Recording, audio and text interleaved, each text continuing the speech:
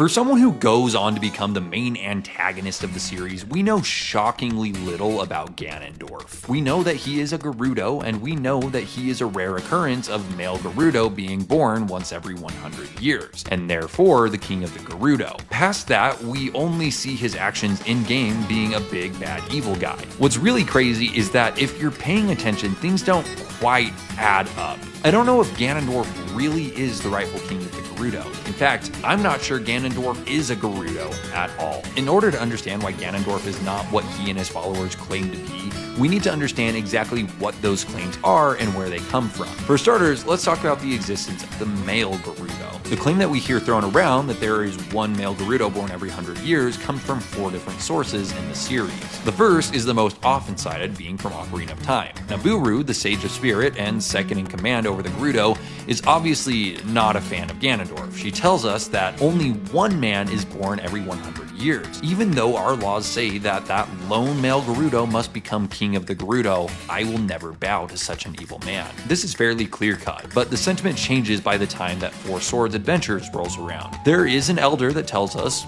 once every 100 years a special child is born under my people. That child is destined to be the mighty guardian of the Gerudo and the desert. Already the phrasing is changing. Instead of saying Ganondorf is the king over the Gerudo, it's stated that he is destined to become a guardian. This could be a number of things going on. Maybe their laws changed because of the Ganondorf and Ocarina of Time. Maybe it's the same position but with a different title. But then we get to the Wild Era. In Tears of the Kingdom, Rauru says, I understand that a single male is born to the Gerudo once every 100 years, and in Age of Imprisonment we get a little bit different verbiage. Instead of being told that the male Gerudo is born every 100 years, we are told that Ganondorf is the only male Gerudo born in the past 100 years. Obviously, there's supposed to be one Gerudo every century. Now, if this is the case, where are all of the male Gerudo? I mean, seriously, in Breath of the Wild, Link sleeps for 100 years. If this is true, then there should have been at least one new male Gerudo born at some point during this time. But there is no male Gerudo anywhere. People theorize that the person who sells you the Vi clothing is Gerudo, but they are explicitly called a Hylian multiple times,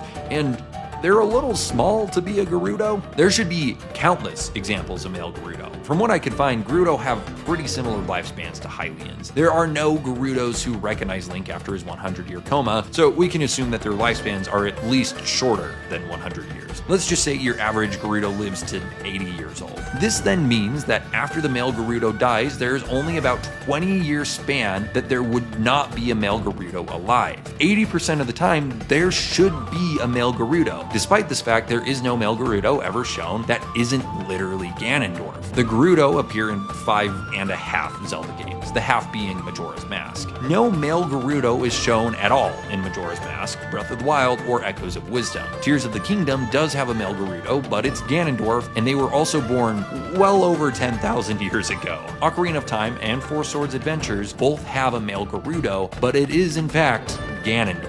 There are also a lot of games that have Ganon or Ganondorf, but never depict the tribe as a whole. This seems oddly suspicious. It's almost as if there is never some male Gerudo who isn't some incarnation of Ganondorf. And this is just the start. There's a fair amount of ambiguity around the idea that Ganondorf, or any male Gerudo for that matter, should be made king. It's not that strange for laws to change over time, especially when the laws cause problems for the vast majority of people. It's conceivable that the tradition of making a male Gerudo king was abolished after Ganondorf tried to destroy the world in Ocarina of Time. However, this raises the question of why this was ever a tradition in the first place. Isn't it a little bit strange that a culture where women make up almost the entirety of the race and are basically Amazonian in strength, that they would simply yield to the authority of a man who otherwise is completely unqualified for the position? I mean, Nabooru being the second in command means that she would have been in charge if it wasn't for Ganondorf simply existing. She's obviously perturbed about this arrangement, even going out of her way to try and fight back against Ganondorf. She exposits all of this information to us when we go to the Spirit Temple as young Link. It's pretty tempting to say that she was the only one that opposed Ganondorf, but there are likely others. We know that there is a Gerudo woman in the 3D model of every Iron Knuckle in Ocarina of Time. There were probably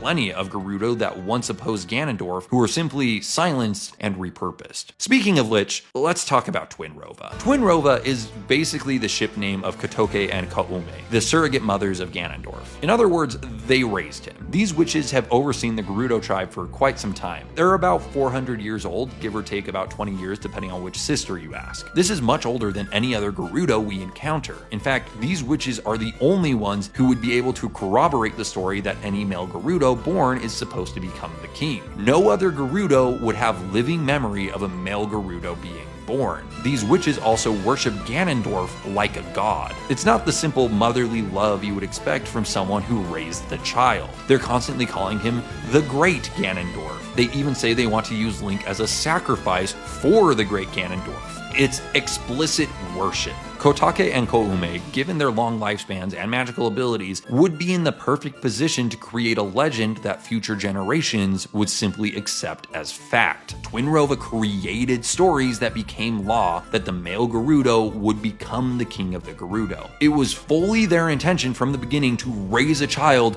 who would rule over not just the Gerudo, but the entire world. There would have been nobody alive who could have challenged their claims with experience, because they outlived everyone else. Given Twinrova's habit of brainwashing people, it would not be a leap in logic to conclude that they have been taking anyone who opposes Ganondorf and turning them into Iron Knuckles. Nobody could have possibly opposed their goal. But what exactly is their goal? To raise a son who would become king and rule the world? I get that any good mother wants what's best for their child, but this seems strange. Twinrova are incredibly powerful. They likely could have taken over the Gerudo and even much of the kingdom themselves. Why would they surrender all of this power to a random child, even if they are an anomaly in their race? Simply put, Ganondorf is not a normal Gerudo. If you look at the surrounding context, it becomes increasingly clear that Ganondorf is the human form of the demon known as Ganon, and not the other way around. In Skyward Sword, we are given an interesting exposition about Zelda. She is the mortal incarnation of the goddess Hylia. She is born as a regular Hylian and later realizes her true potential. The reason given for this mortal incarnation is that only mortals can use the Triforce. The power of the golden goddesses is not available to other gods. The Demon King Ganon would not have been able to use the power at all. So he follows Hylia's example and becomes immortal so that he can use the Triforce. Think about it, the only times we actually see Ganon use the power of the Triforce is when he is a human. In A Link to the Past, he simply has the Triforce sitting in the back room collecting dust. In theory, he should have been able to use the Triforce to simply evaporate Link, but he doesn't. In the original NES game, Ganon has the Triforce of power, but still dies like a chump to a single silver arrow. In Ocarina of Time and Twilight Princess, Ganondorf is able to use the Triforce of power to keep himself alive despite sustaining wounds that should have killed him. In A Link Between Worlds, Yuga Ganon claims 2 pieces of the Triforce and gains basically no new abilities. He only uses magic that he was more than capable of before, and again, he still dies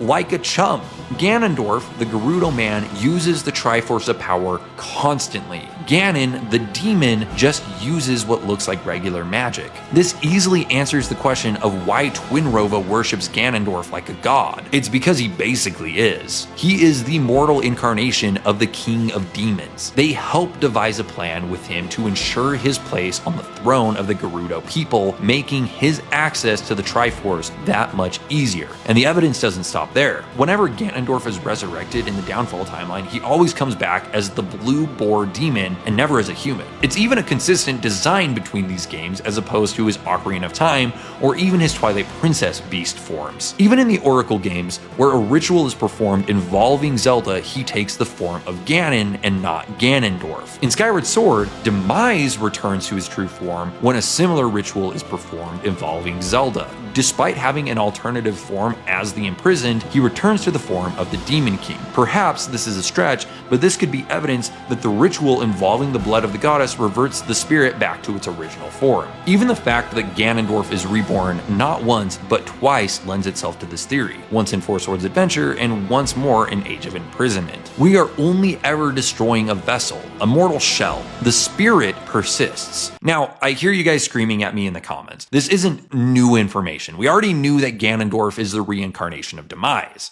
But I don't think that's the case. Demise and Ganondorf, despite sharing the title of Demon King and wanting to destroy Zelda and Link, don't share that much in common. Demise is very well informed about Hylia, the gods, and the Triforce, while Ganondorf is missing most of that information. Demise has an obvious true form that looks nothing like Ganondorf or Ganon. Ganondorf and Ganon both heavily rely on magic. Demise just goes absolutely nuts with a sword. I think it's more likely that Demise was killed entirely in Skyward Sword, either by the Triforce or by being sealed within the True Master Sword. With his destruction, the demon tribe still exists. Now that Demise is completely dead, there is a throne up for the taking, and I think that the demon Ganon takes his throne. This seems like a leap in logic, but I promise it makes sense. You see, in Spirit Tracks, we learn about the Dark Realm, a place where demons just live. It is here that we face the final boss of the game, Malladus. This demon is not just another demon, but he also claims the title of Demon King,